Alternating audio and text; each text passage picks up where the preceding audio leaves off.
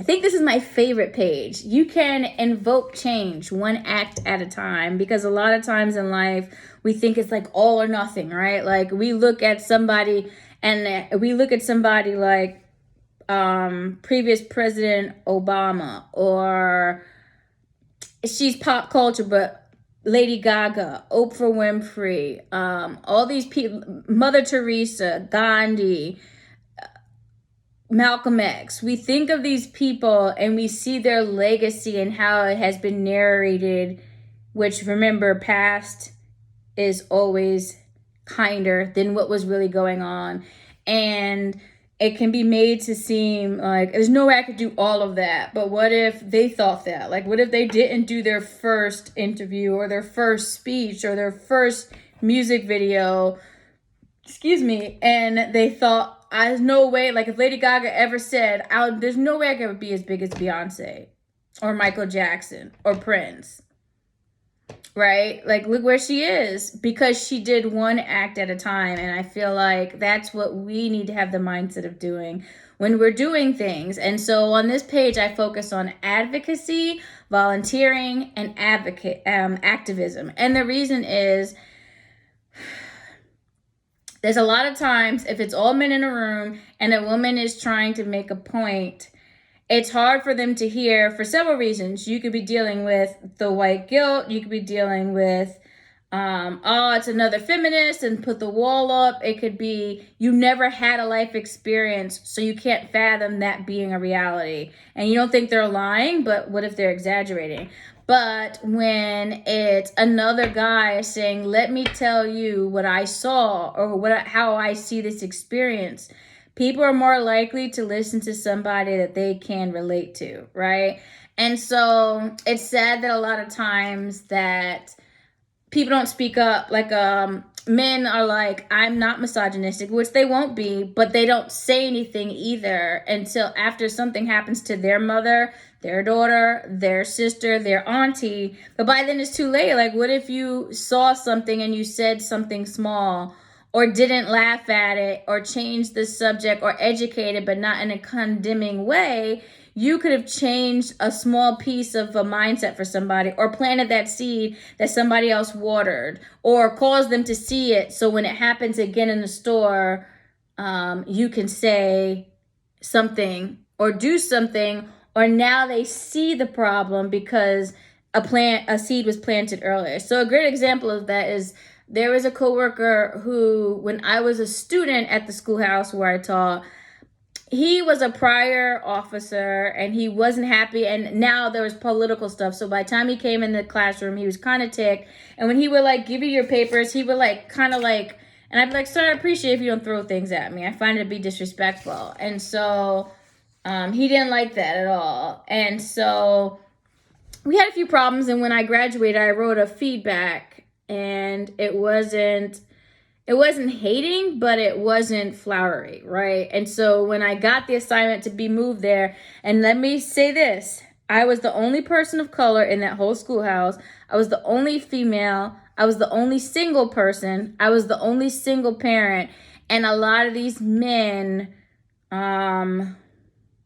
retired in the 80s. So these are older mentality individuals who were allowed to get away with certain things. But it's now 2000 and something, so it's time to adjust or retire, right? And so I would be in the meetings, and I would say something, and they wouldn't listen. They would talk over me. They would be like, "Oh, we've tried that. If you were paying attention, we mentioned that at such and such a meeting, but you were at an appointment with your son." So, and then the individual who I had the issue with, he caught on. He didn't ever say anything to me, but I could tell he caught on, because after that, after a while of me being there, I would say something and he would repeat it, and they'd be like, "Oh, that's great." And then he'd be like, "You idiots, Grant just said that." Or Sergeant Grant just said that. And they would stop and feel stupid because they heard me. They didn't want to, but they did. And so having him advocate for me, it wasn't that I couldn't speak for myself, because I speak well and I speak eloquently, and to some people's shock, right? And it wasn't that I didn't want to fight the battles. It was I didn't have a platform because they kept turning my mic off and not listening to what I had to say. And it wasn't until someone who they considered a peer and an equal opened his mouth and put them in their place and made them uncomfortable and made it obvious their behavior, which is a form of advocacy, that it changed. And when that changed and they were forced to listen to me, I was able to change things because somebody else spoke on my behalf so that I was already at the table, but never given a space to talk, to where I was sought after for advice and made like a senior instructor and all these other things, which could have probably still happened because,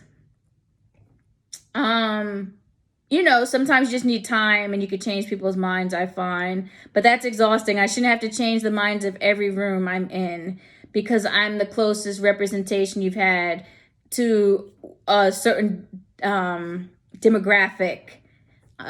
So him opening his mouth, him making them uncomfortable, him advocating for me, not speaking for me. He literally did that a few times to where when I would speak initially, they would look at him and he set the tone. And he wasn't the boss in this arena. However, the position he had when he was active duty, he would have been a commander. So he had that positional power mindset, and they saw him as such because they were all prior enlisted. So when he spoke, they listened. And so that is the importance of the advocacy and the activism and the volunteering and speaking up and helping people who desire to help themselves, but sometimes they just need a little help. And there's a difference between enabling and activism and advocacy, and finding that balance of, I'm not here to tell you how to live your life. I'm here to help you find a space where you can live your life and have peace and joy and enhance your life and the generations to come. And so that's why I find this page to be my favorite. And on here, I talk about ways of staying aware. So I provide information on maternal health policies, health inequities, food inequities, mental health. And these are all the links to legislative or Congress type policies, what's being presented, who's voting for them, because voting doesn't necessarily change the world, but it could change the individual who's creating policies that could change the world. And so that's very important to understand what's going on. And when you're watching it, you don't have to listen to these people during their campaign when they know it counts. I can say that's a lie for myself. I don't need a fact checker because I've been following the climate change, public housing, mental health, and food inequities, and you voted against 7 of the 10 things that would have enhanced the lives of those whose votes you're begging for at this moment. And so those things are important. Also, I provide links on how to find out who your Congress legislative individual voted representative is, so you can write your letters to give your input.